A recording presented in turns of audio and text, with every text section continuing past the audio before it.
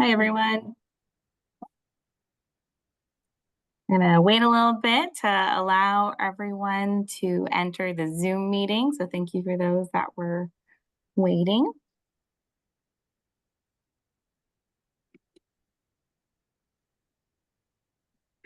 Hope you're all having a wonderful evening on this Thursday evening. My name is Christine Crosby, and I am Assistant Community Services Director for the City of Mountain View. And I'd like to thank you all for joining us for our meeting for the Parks and Recreation Strategic Plan. And I'm going to just give it a few more minutes to allow attendees to enter, and then we will get started.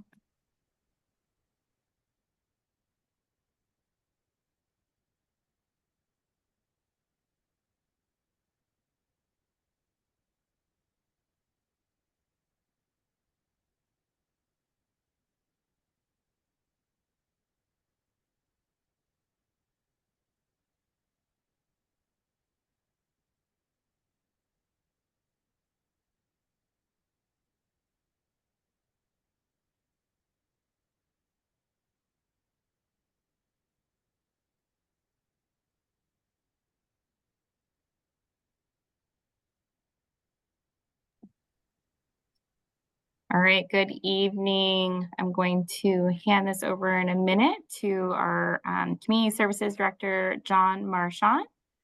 And thank you all for being here.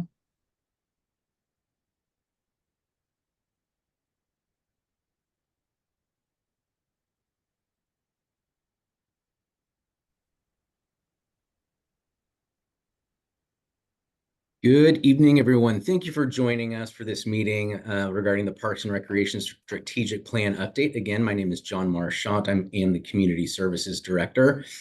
First, I want to remind everyone that we are recording this meeting and it will be available on our project website in the coming days, so you can go back and refer to it. Also, before we begin, I would like to state that we are offering interpretation services tonight. And I'm going to turn it over to Eileen to start the discussion of how to join in other languages. So with that, I will turn it over to Eileen. 大家晚上好，今天晚上关于公园与娱乐战略规划的更新，我们将提供中文、普通话的口译服务。如果您需要收听中文的会议的话，您在稍后可以点击 Zoom 屏幕下方的语言图标，选择 Chinese， 这样可以收听中文。谢谢 ，Thank you。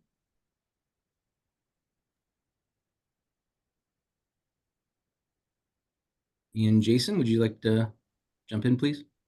Muy buenas noches. Si necesita interpretación al español, pulse el botón Interpretación en Zoom y seleccione el idioma adecuado para escuchar la reunión en ese idioma. Gracias.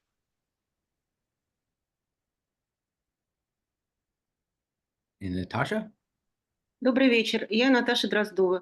Я буду переводить это собрание на русский язык. Если вы нуждаетесь в этом переводе, найдите кнопочку «Перевод», нажмите на нее, и там выберите опцию «Русский язык». Большое спасибо, хорошего вам вечера. Thank you. Thank you, Jen. Thank you all, and we appreciate your services tonight. Okay, so for tonight, the purpose of the meeting is for our consultant team to provide a presentation of the findings from the public input process regarding the Parks and Recreation Strategic Plan. We have had robust engagement with many of you, and so we would like to thank you for the time and effort that you put into this process. I also want to thank our staff for jumping in and helping on this process. Most importantly, Christine Crosby, who is leading this effort with staff and also the consultants, and also many of our CSD staff who are also on the line tonight, and we will be able to help with some of the questions and jump in where necessary. Letting you know that we do have the Q&A function available tonight, so if you would like to add questions, comments, staff will be able to see those and try to respond to as many of those as we can. So once again, we have had a significant amount of public input, and tonight it's a matter of providing some of those findings. We are not providing any specific recommendations tonight, rather providing an overview of what we have heard so far and would like to confirm what we have heard with the community, and that is part of the process tonight.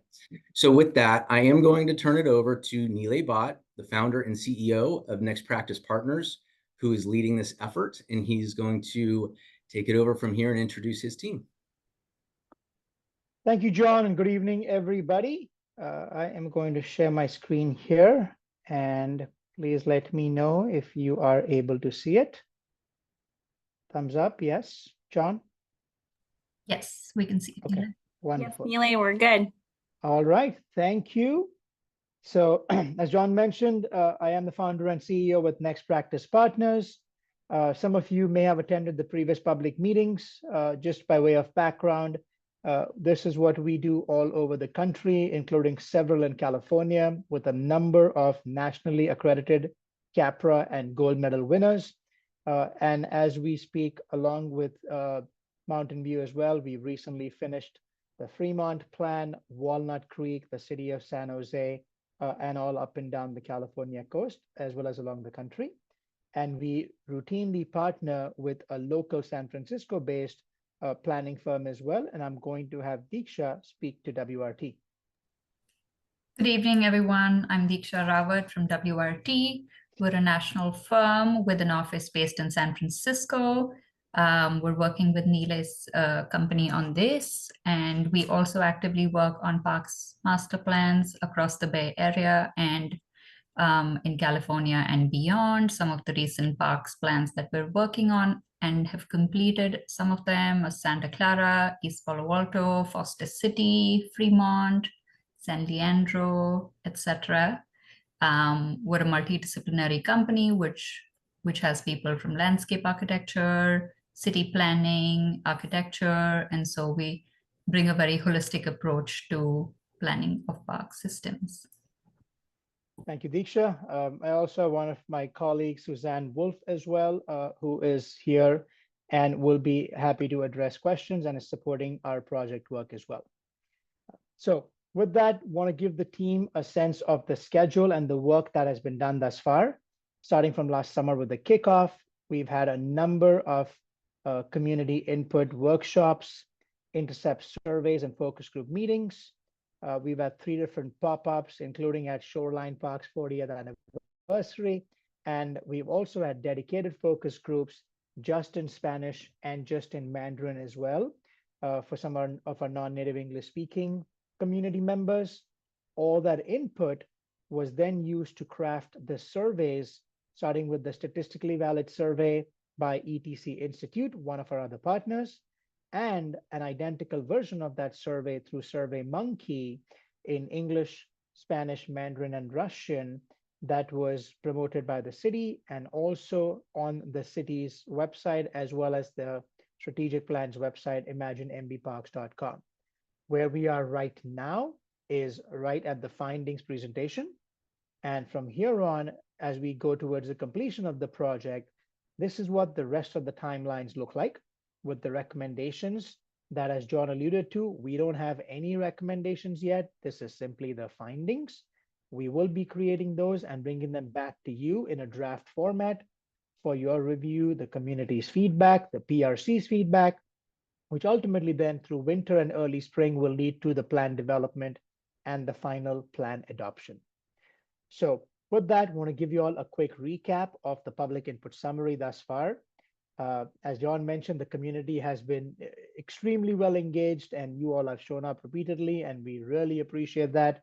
So far, over 3,200 engagements across the process, from over 1,300 online surveys, 500 plus pop-ups, nearly 900 engagements on the website, another 450 statistically valid surveys. And we're not even counting the number of people in the public input meetings, which we've had anywhere from 40 to almost 100 people in some of the meetings as well, in addition to the key leader interviews and focus groups. So as you can see, in person, online, statistically reliable, as well as online only surveys. We've done a number of mechanisms, and these are just some of the visuals from the pop-ups as well, where you can see Some of the community members have articulated their input, and in some cases, so beautifully drawn why parks matter to them as well. So what I'm about to share with you all for the next 3 slides is a summary of the subjective input from these the sort of stakeholder and focus group interviews and the community meetings. This does not include any of the survey results yet. It is simply the input from these meetings and is reflective of the input that was shared. We don't edit the public's comments. We're not prioritizing anything within what they've shared. We're simply sharing the information with you as is. And it is not meant to be a policy. It's not meant to be a recommendation. It is simply reflecting what we heard from the community and sharing them based on themes. So the 3 questions we asked were: 1, the strengths, things that community services does really well that the strategic plan can build upon; opportunities for improvement, things that they currently do which can be enhanced, or things that they don't do and perhaps should start doing; and lastly, the top priority outcome from the strategic plan. So based on that, the strengths that we heard from the community spoke to the quality and the variety of parks, how well maintained they are, how the community center and the senior center are heavily used and valued, and just the diversity of the park sizes, from the really small pop-up parks to the regional destinations like Shoreline. Staff came up as a high priority, no surprises to me there as well. The responsiveness, the engagement, just the passion, the commitment to serving the community as well. And as you can see, even with today's meetings, just like every other meeting, prioritizing inclusion and outreach to diverse communities linguistically as well, and in a variety of different ways. And the same thing with respect to diverse and inclusive program offerings, where expanding the adult recreation classes, low-cost youth sports offerings, and simply a wide variety that serves multiple age groups were brought up as strengths. In terms of the opportunities, these were some of the key areas: enhancing accessibility and infrastructure. And accessibility in this case came from 2 lenses. One was the fact that not every neighborhood has adequate or equal access to the parks. So ensuring that we improve park accessibility. I recognize with some neighborhoods, you may have only school parks, which are not always open and available. So that was one aspect. The other was ADA accessibility as well. And I know the city is currently undergoing an ADA audit, so we know that is going to be addressed.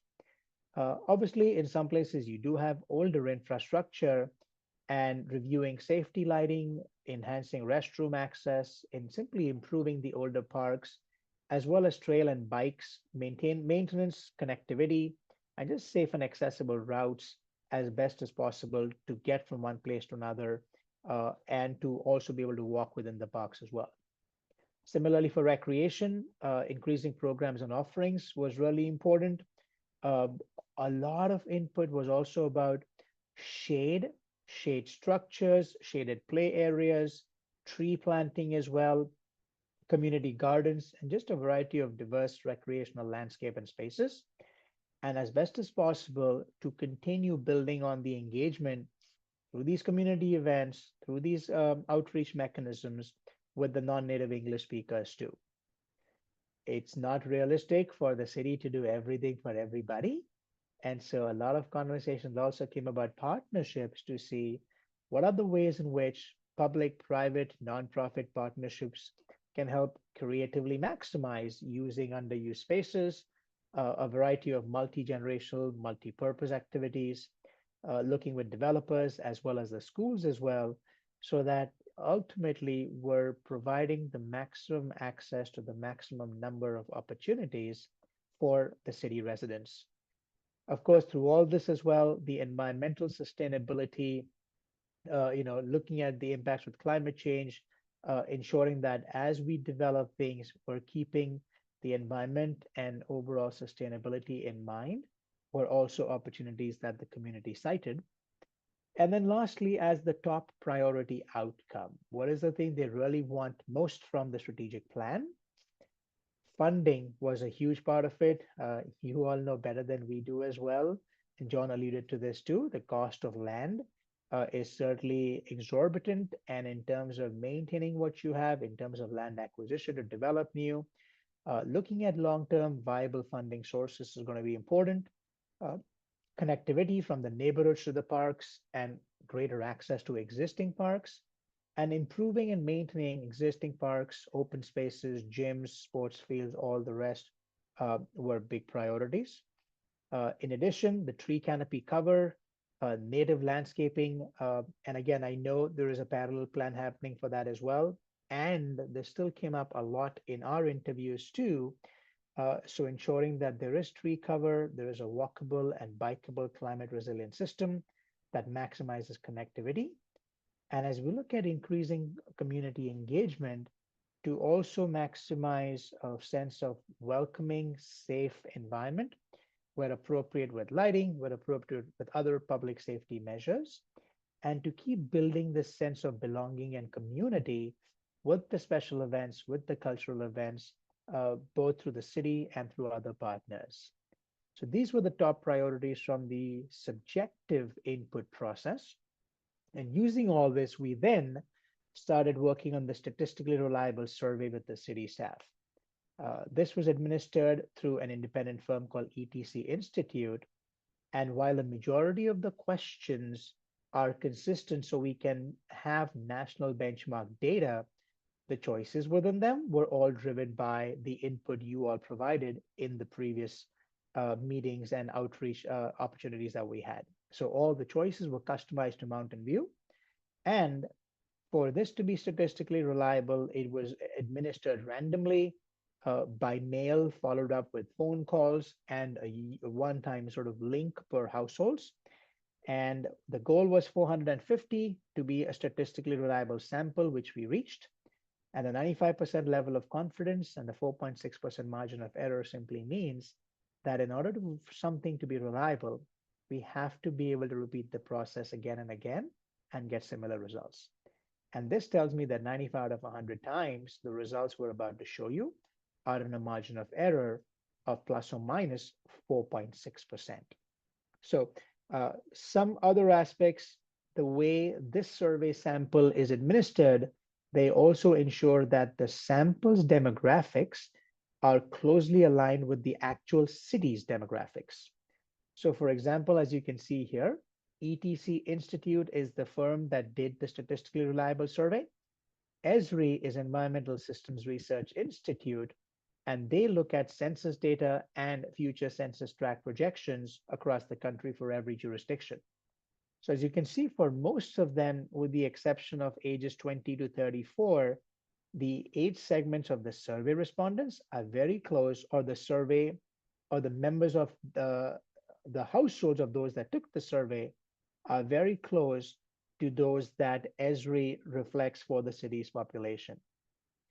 From a gender standpoint, almost identical as well. Esri had 51, little less than 49, and little less than 1% for the non-binary, so female, male, and non-binary population, which is quite close to ETC's numbers as well of 50, 49, and 1%. And then lastly, from a race and ethnicity standpoint, we had a slightly higher than the actual city population for the white alone population per the census nomenclature, and slightly lower for the Asian population. For most of the others, they were very close. Some of the race was slightly lower, and the Hispanic Latino ethnicity was identical between both. So as you can see, in general, this is why this survey data here is reliable, because it does match the demographics of the city to the closest degree possible. And at the same time, understand that this is still one data set only, right? That's why we have a number of tools, a number of assessments that we'll walk through, where no one single source is singularly driving recommendations or policy decisions, etc., as much as all of these put together with our operational experience, with staff's expertise, and obviously your input as well. So some quick findings from the survey.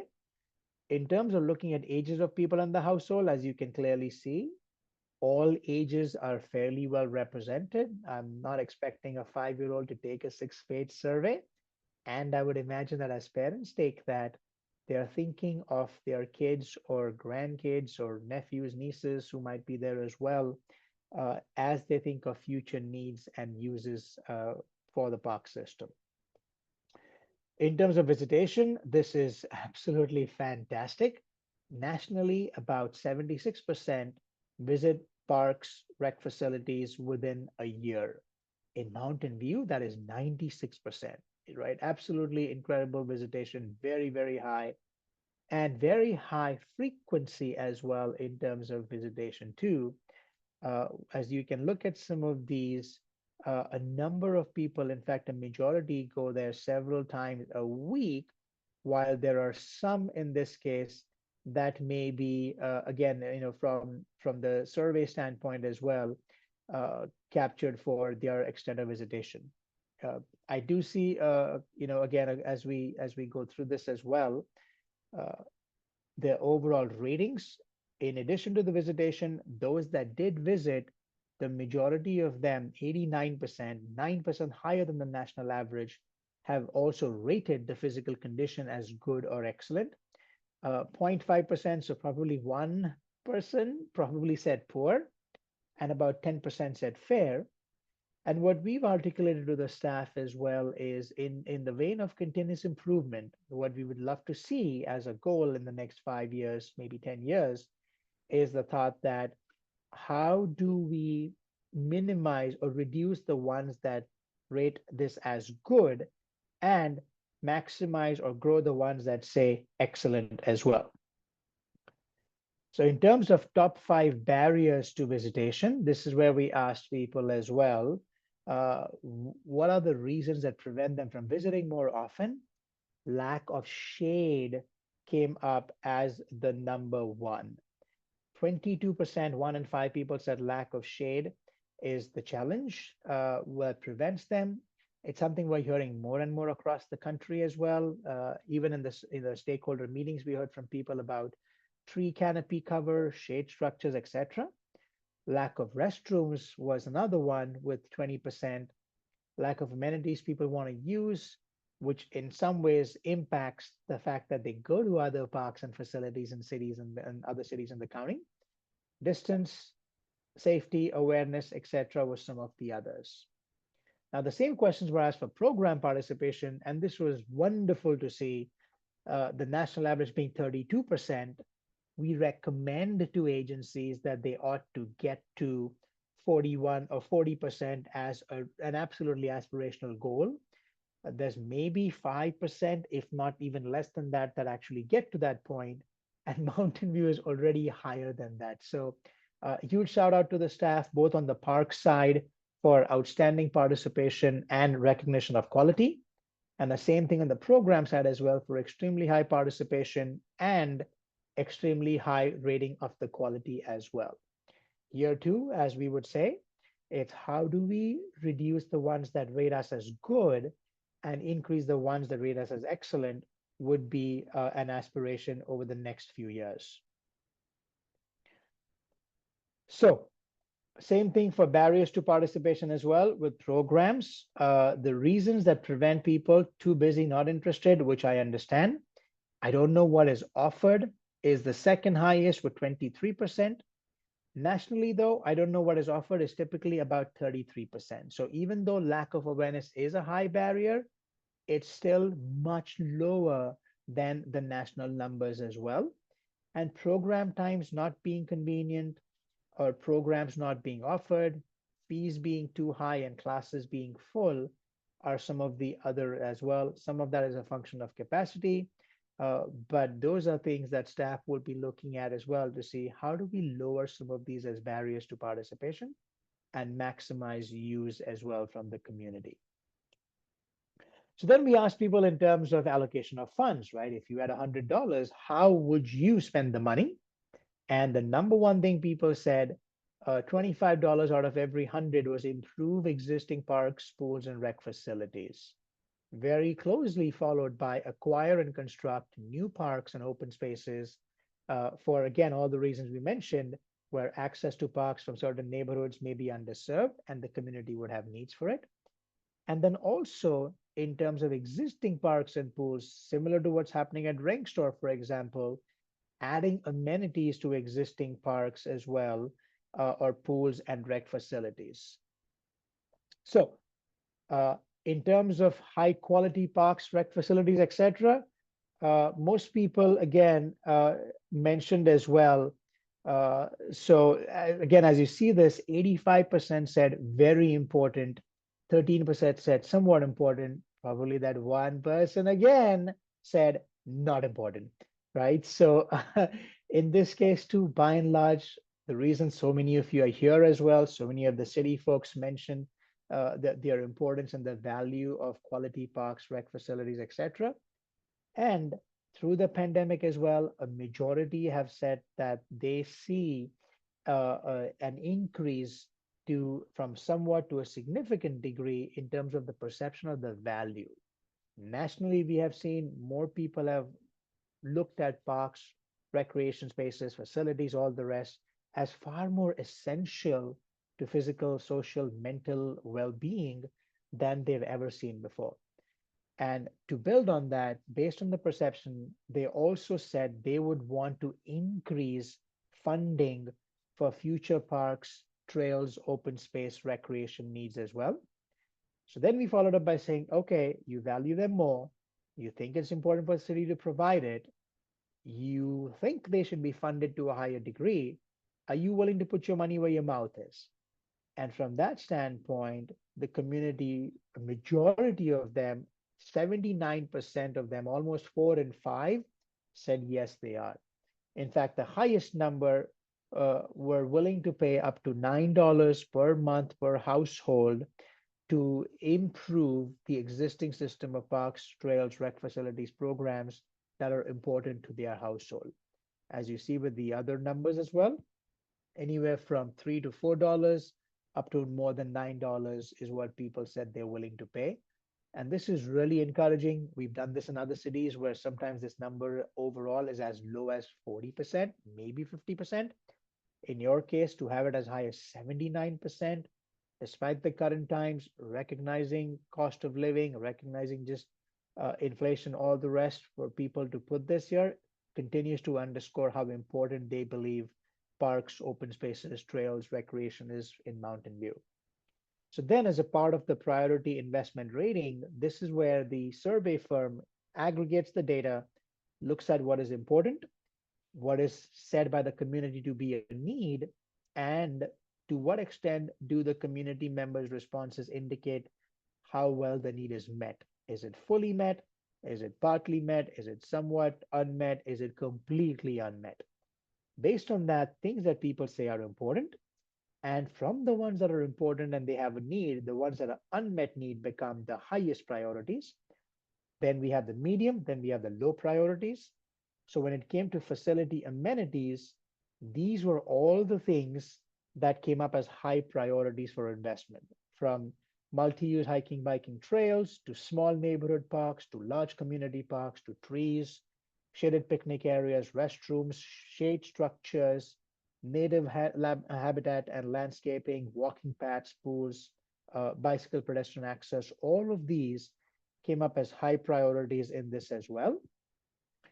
These were a number of the others that came up as medium priorities, from safety lighting to drinking fountains and community gardens, to dog park and splash pad, to pickleball courts, to just plazas and open spaces, to also tennis courts, community center, bike parking, and so on. And then lastly, these were the ones that came up as low priorities: outdoor basketball, skateboarding, and lighted diamond sports fields. These were all for facility amenities. The same then with respect to programs, as you can see, community and cultural special events. No surprise given the diversity of the community.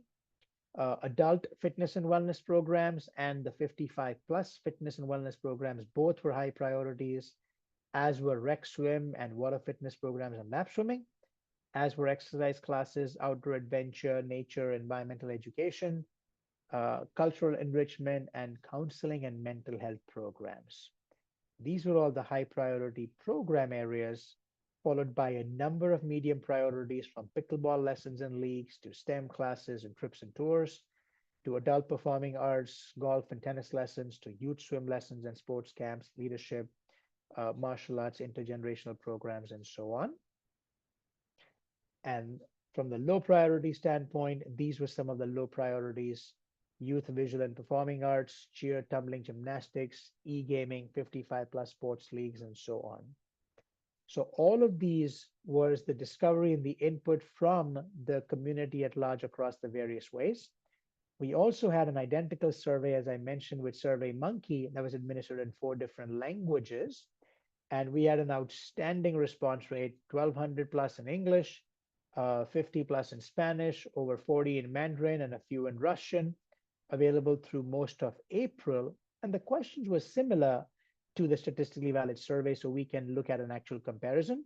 Not going to share 40 more slides of all of those yet. They will be available as we put the reports together. And the results were actually quite close to the results I just shared with you of the statistically valid survey. So again, because we have a large enough sample size, it certainly makes sense as well from the standpoint of lesser deviation compared to the others, lesser skewing compared to the others, because we have a greater sample that then reflects more of the community as well. So with that said, I am going to just show you a quick comparison with ETC and SurveyMonkey, as you see these as well, and then start getting into the program assessment. This is where we looked at 10 core program areas. These were ones identified by staff as well, from aquatics to facility reservations, enrichment, fitness, wellness, outdoor education, senior programming, special events, sports, volunteers, and youth and teen programs. Staff went through this very thoroughly. We had worksheets, we gathered a lot of data for how the programs are currently looked at and how they should be managed in the future. And with that, you can see a number of different age groups that some of these programs target all ages, as you can see with aquatics or special events or sports. Others, as you know, are very age specific as well. But in general, multiple age segments from an intergenerational standpoint as well were all addressed. Lastly, within this, we also looked at life cycles to say, where are the programs in their life cycles? Are they brand new, or are they canceled and declining, etc. as well?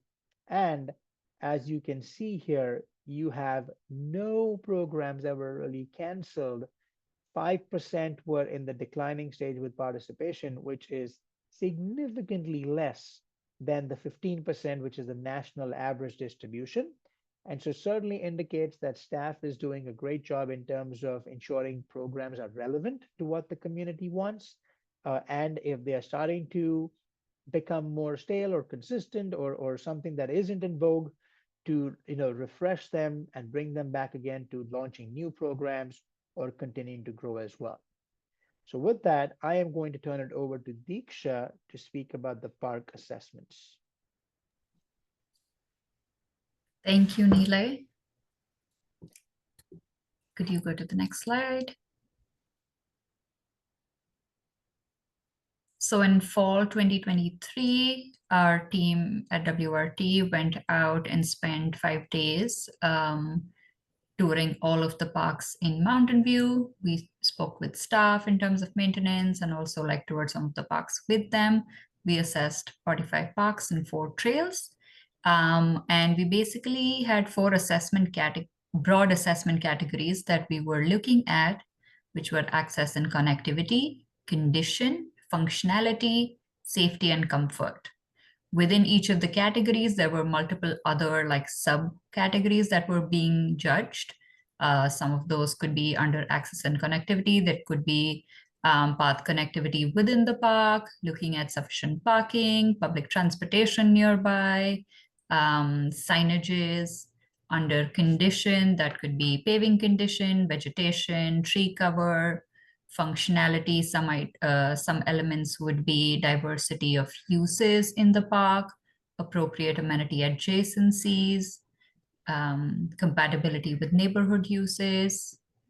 And then safety and comfort was looking at whether there were adjacent derelict features, graffiti, vandalism, and sight lines and buffering from traffic, etc. And all of these different categories were scored under the scoring range where 0 to 4 was poor, 4 to 6 was fair, 6 to 8 was good, and 8 to 10 was great.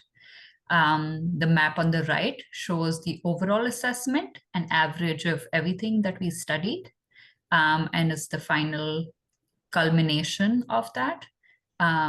Numerous of the parks in Mountain View are under the good category.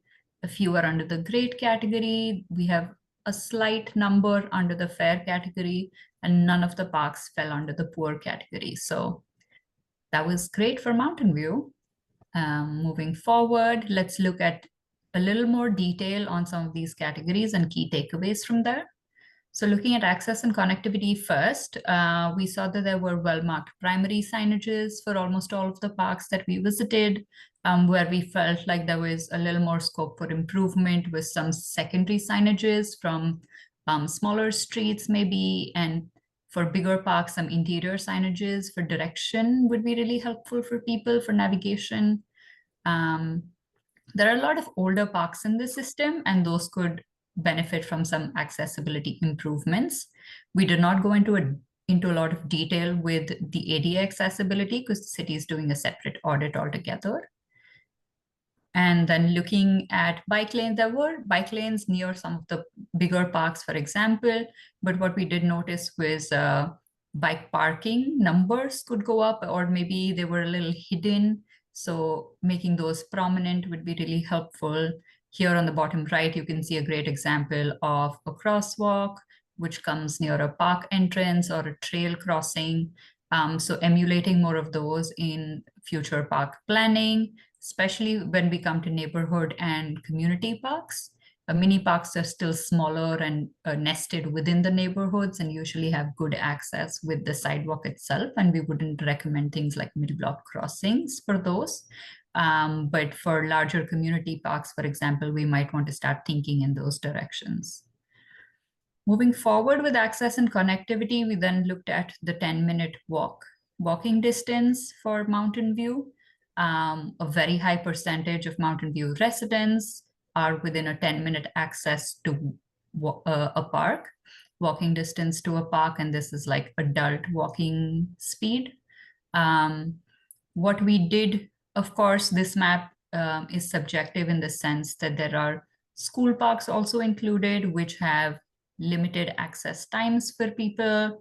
There is also mini parks, which have a different quality of amenities offered by community parks. So this is a broad stroke.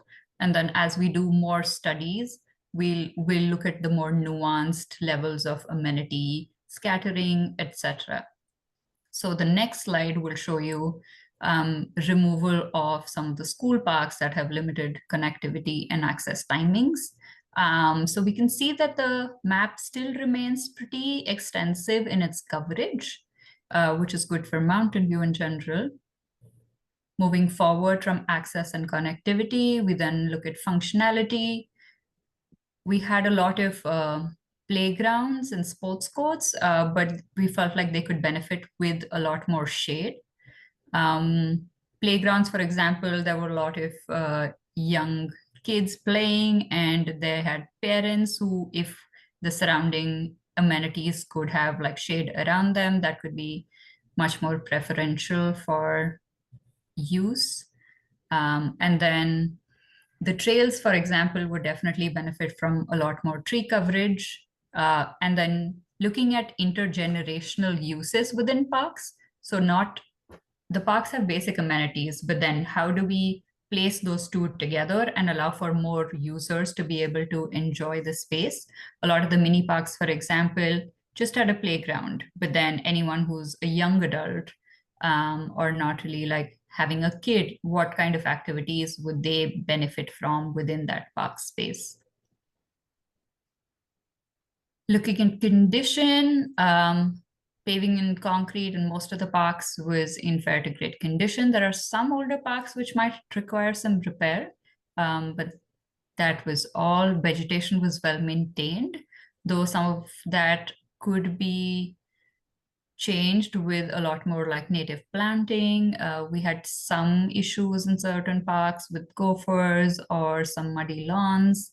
But overall, playgrounds and amenities looked well utilized. Some of them might be aging or moving towards the end of their life cycle. It could be about applying a fresh coat of paint to some of the playgrounds, but also then as we go through this process to critically think about it, whether that's the best use of that space or would we want to have some other type of amenity that takes its place. And the last category we were assessing was safety and comfort. All of the parks were clean and well maintained. There was very slight graffiti in one odd places that we looked at. Lighting was something that we were looking at. All of the parks, most of the parks in Mountain View close after sunset, so we were not assessing those for lighting. But then moving forward, thinking about a balance between communities' need for perceived safety while they're in and around parks, but also being nature sensitive and not having excessive lighting around those for biodiversity reasons. So from all of this, we definitely had our standout parks, which was Pyramid Park, which was, I think, the highest rated one under the great category.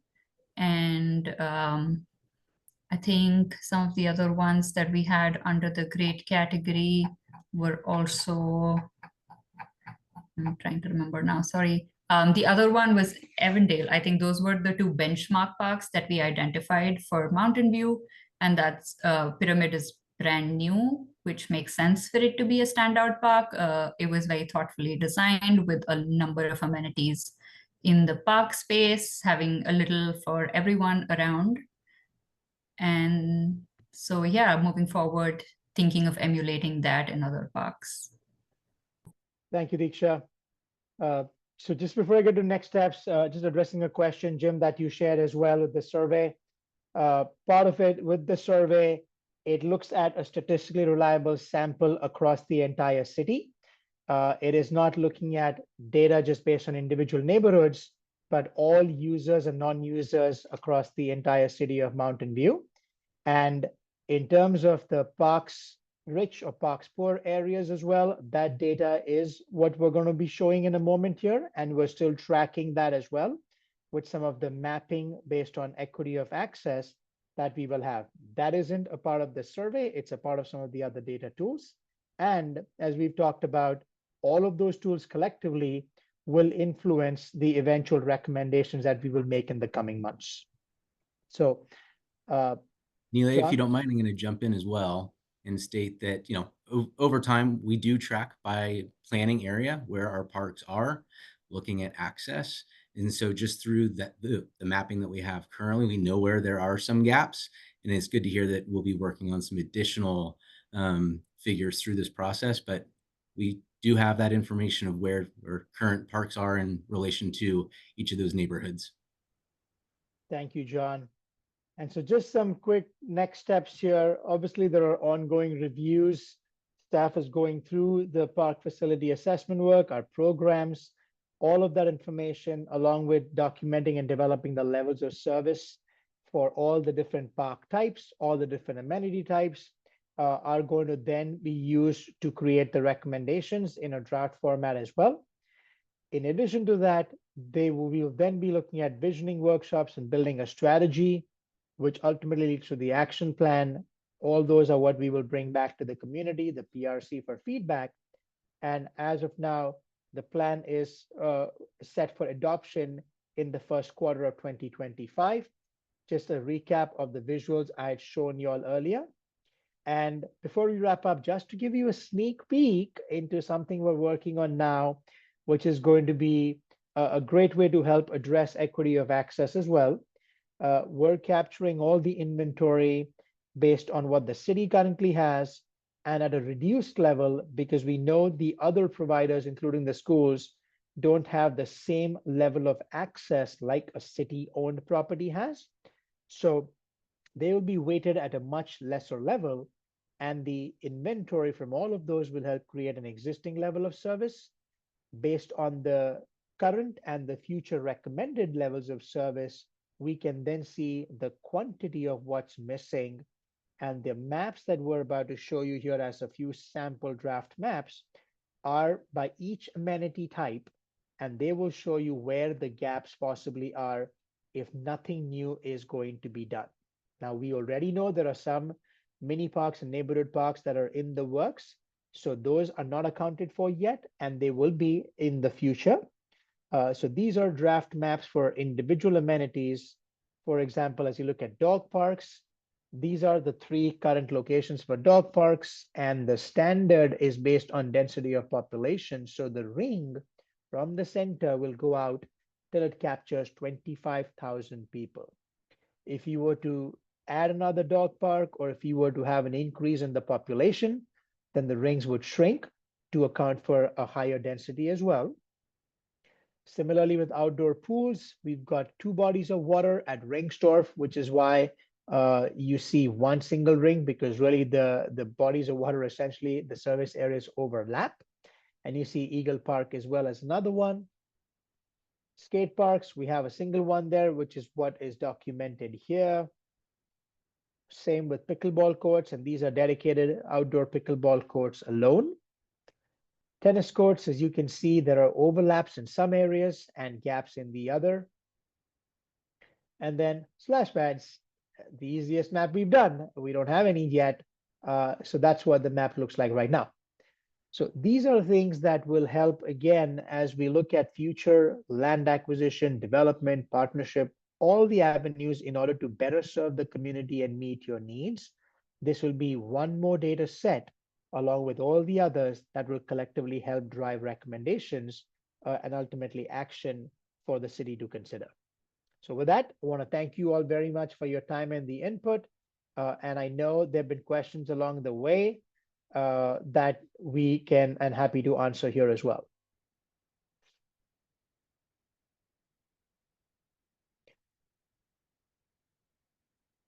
So I see another question here in terms of information we need to gather to come up with a final recommendation. I think a key part is, as I was speaking to with the levels of service here, the inventory that exists across the city and different providers, being able to put them into these equity maps so we can see gaps and overlaps, and thus be able to make recommendations. The timeline for this in terms of the first visioning process is about the next 3 months. And in terms of the draft, the recommendation and the final plan is about the next 6 to 7 months.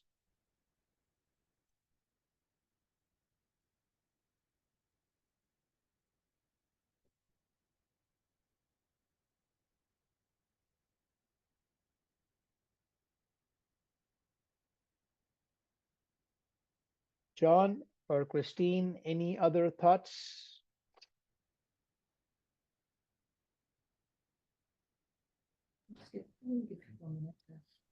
Yes, first of all, thank you, Nile, for the presentation and information. And again, to the public, we want to thank you for all of the extensive input that you have provided through this process. Hopefully what you saw tonight gives a glimpse into some of the information and data that we received. And I'm stalling a little bit to hopefully see some more questions pop up. So we're going to give it just another minute. And we do have some questions popping in, so we'll take a look at those.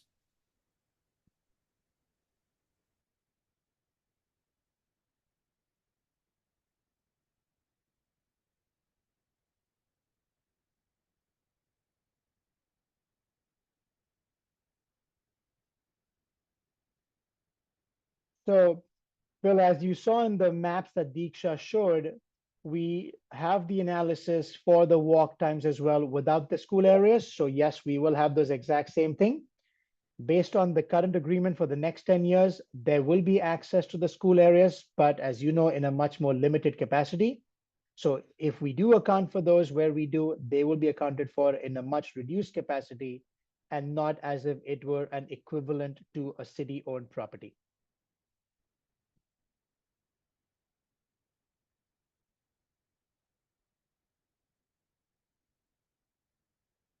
John, are you able to answer Nicholas's question on data for people using amenities like bathrooms, benches, or water fountains? I mean, short of, again, I don't know, having people or cameras in every place, I'm not sure any agency actually collects that data for some of these open places. You are correct. And I just want to make sure you can hear me, Nile. Yes. Thank you. You're correct. Really, we don't have a way to count day to day, but typically we do have staff, whether it's park maintenance crews or otherwise even rangers that go through parks. We can come up with some estimates. However, we wouldn't have true data to provide on those.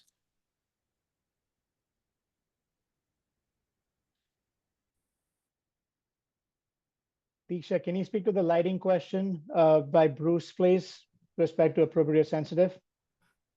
Yes, I was just going to type an answer for that. For lighting, when we say appropriate, in the sense that we're meaning we're looking at safety, but also nature sensitivity. So there is a lot of lighting these days, which is downlit, is not uplighting everywhere, is focused lighting, so that is only on the pathways and doesn't light up the surrounding areas as much. And then strategically choosing which parks to light up based on our need for it. So that is what we mean by appropriate lighting in the future, because I don't think the city's stance is to light up every single park. Diksha, I will jump in as well. And yes, the city is looking at a dark sky ordinance. That is one of the priority projects that have been identified. And so over time, we will look at that. But as it relates to this project, we will be sensitive to dark skies ordinance in general, what that could look like, what that means, so that we can then look at what would be most appropriate depending on the elements that are in each park. And then follow some of the standards. And as we go through and create that dark sky ordinance, ensuring that we are following that once it is established.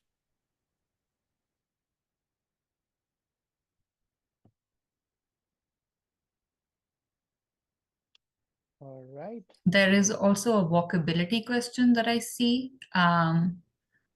Bill, from your side, when we do the network analysis on using the ArcGIS Pro, it does take into account the street network that you have itself. So for that methodology, we mark all the park entrances, every single one of them, and then run a network analysis.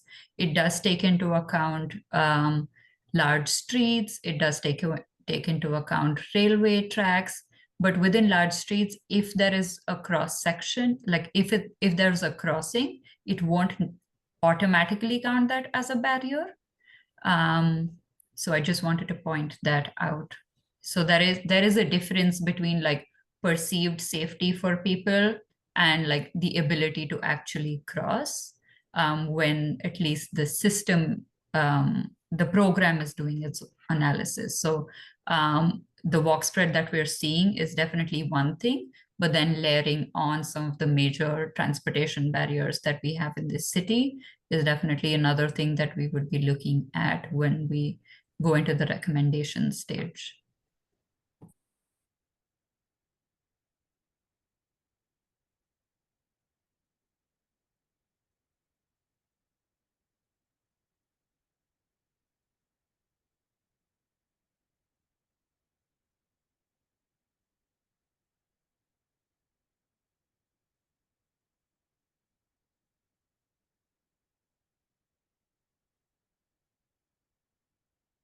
John, do you want to speak to the question with community members who let dogs in off-leash areas?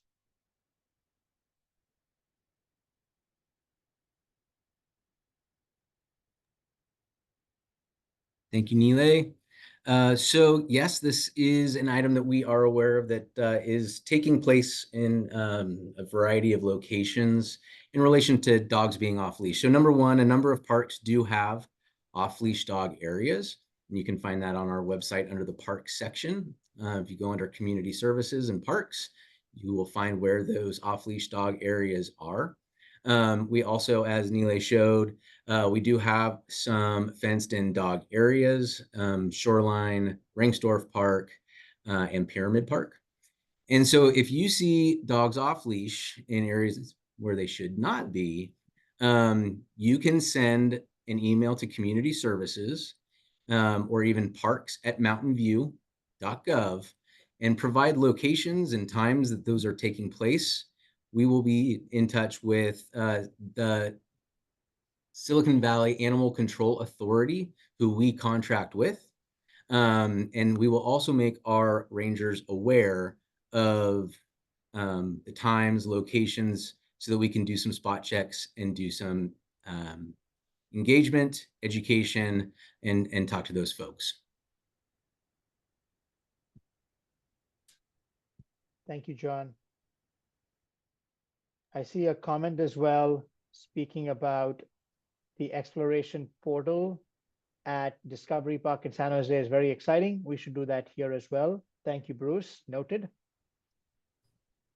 I see another question about functionality versus versatility and how a versatile space that can be used for many things might not accommodate a single or many defined functions. So when we're doing our analysis, for example, multi-use lawn space is one of like the prime things for most park systems. Not multi-use sports fields, I would categorize that separately, but multi-use lawn fields, which can be functional for a lot of different like play spaces, people can use them as they want. So we definitely look at that and add that to a level that is still defined as function for us.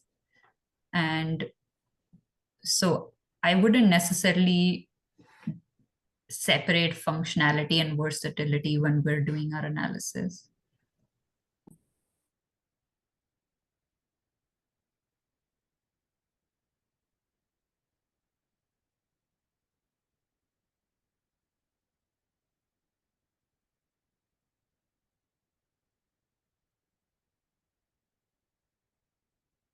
Okay, I think we are on time here, John.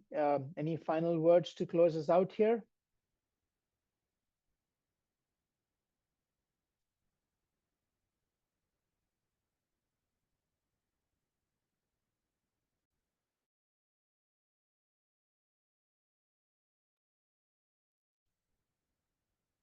All right, looks like we are wrapping up.